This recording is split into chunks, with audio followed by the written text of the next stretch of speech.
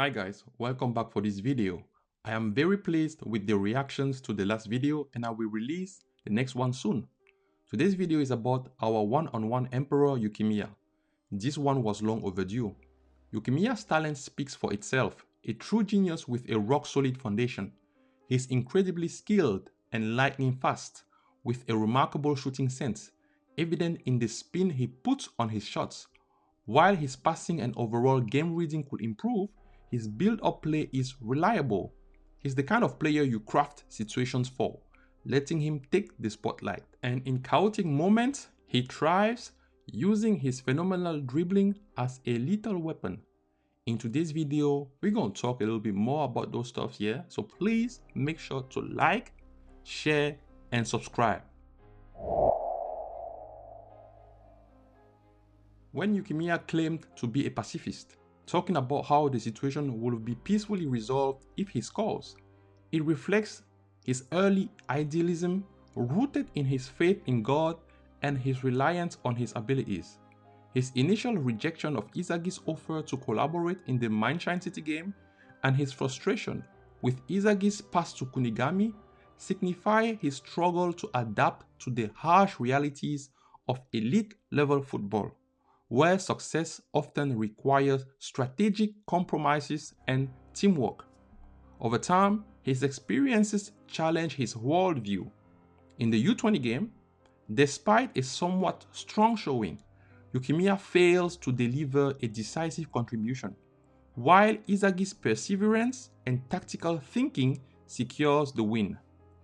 This begins to chip away at Yukimiya's belief in solo heroism. In the NEL, Yukimiya's struggle and his eventual acknowledgement of Izagi's superior strategic vision signal a turning point in his mindset. Izagi's critical pass that led to Yukimiya's goal forces him to confront his limitations and recognize the value of collaboration.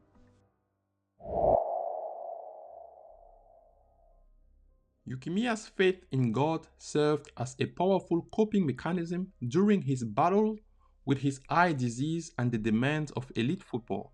However, his disappointment in that faith and the realization that Izagi's pass saved him mark a transformative shift in his journey. There is a shattered belief.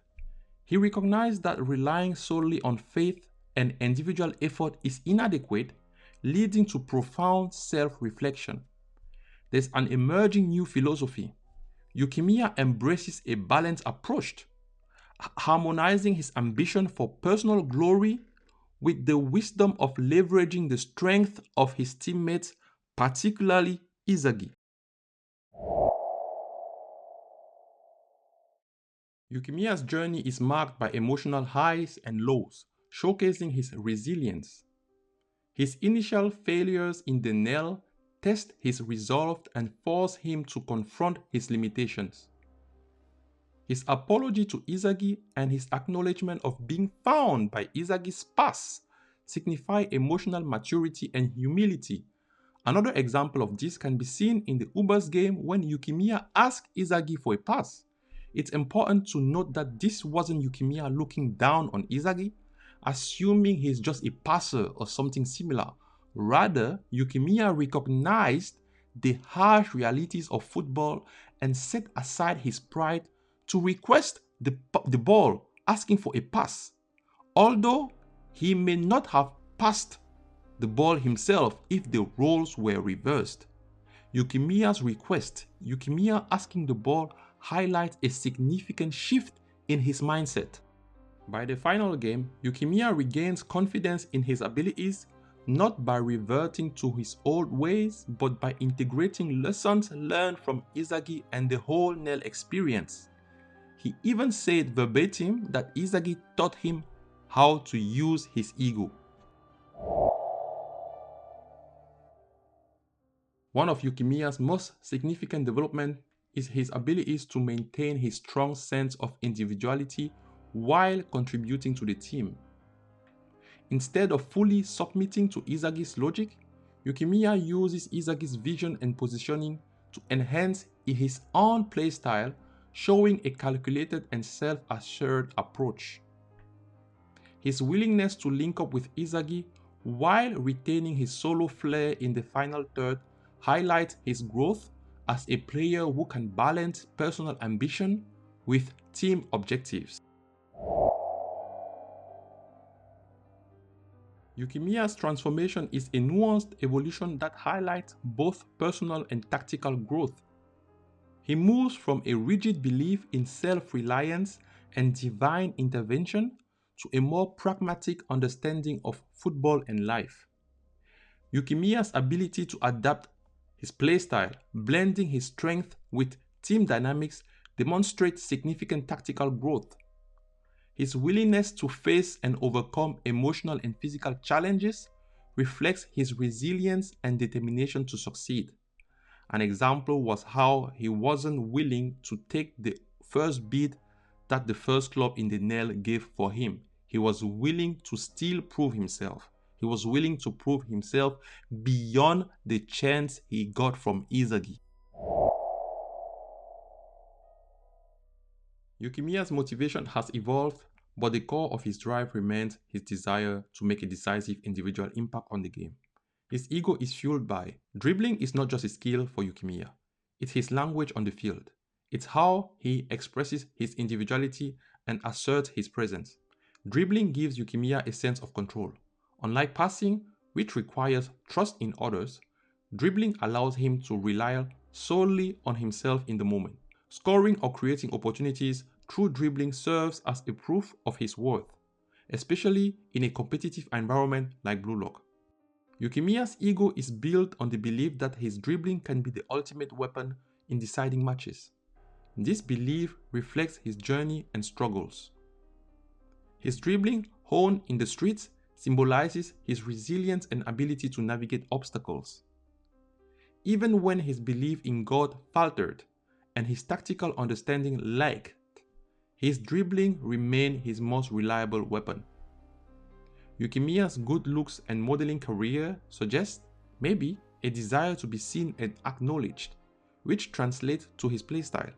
Dribbling is flashy and draws attention, aligning with his need to stand out.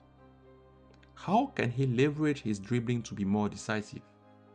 To fulfill his potential and make decisive contributions, even more decisive contributions, Yukimiya needs to refine his dribbling-focused approach within the context of team play. He should embrace his identity as a dribbler, using his one-on-one skills to destabilize defenses and create opportunities for himself and teammates. Yukimiya must develop better judgment about when to dribble and when to pass, ensuring that his dribbling adds value rather than becoming predictable. By linking up with strategic thinkers like Izagi, Yukimiya can use his dribbling to exploit spaces created by their vision, making him even more dangerous. This approach will even further improve his contribution off the ball because Yukimiya has always been one to play for the team on defense.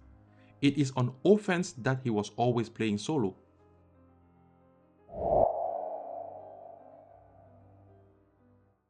What is the new ideal he should strive towards?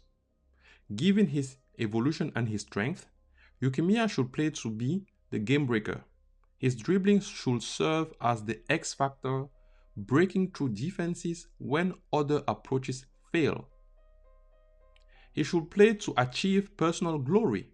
While Yukimiya must embrace teamwork, his ultimate goal can still be to score or create game-changing plays as long as he contributes to the team's success. Yukimiya should play to redefine his legacy. Yukimiya should aim to show that even as a dribbler, he can be a decisive and reliable force at the highest levels of football. Yukimiya's identity as a dribbler is not a weakness. It is his core strength. The key to his development lies in channeling that strength into a larger tactical framework. By evolving from a soloist into a calculated disruptor who leverages his dribbling within the team's structure, Yukimiya can remain true to his ego while becoming an indispensable asset. His dribbling will always shine brightest when it serves a greater purpose, whether by scoring goals, creating chances, or turning games in his team's favor. That's gonna be it for the video, guys. I hope you enjoyed it. Please post your thoughts and comments down below. I will see you in the next one. Peace.